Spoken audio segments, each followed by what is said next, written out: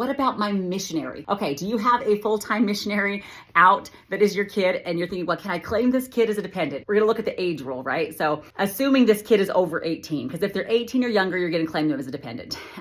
Once they're over that, once they hit 19, if they're not a full-time student for some part of 5 months, then it will go back to their income. So we'll see this with like a kid who graduated high school and then left on the mission. If they were still 18, left in the fall, you're still going to claim that kid as a dependent. However, once that kid is now gone and on a mission and gone the whole year, you are no longer supposed to claim them as a dependent. You're not supporting them. And even the money that you're paying for their support to the church, specifically that we're talking about, doesn't really count as money for their support. It counts as a charitable donation. We also can't double dip. So in some of these instances, let's say that the kid was in high school and then left on a mission in December. We're going to claim them still as a dependent because they were still a full-time student. Maybe they're still even 18 or turned 19 in the fall, but they were still a full-time student because they graduated high school. But then they left on a mission in the fall. So the best way here to do it generally is going to be that you're going to still claim that kid as a dependent. But here's the trick. If it's one of those years where they were a missionary for part of the year, but not the full year, if you are allowed to claim them as a dependent, and if you are claiming them as a dependent, you are not also allowed to claim your contributions to the church for their missionary fund. That's double dipping.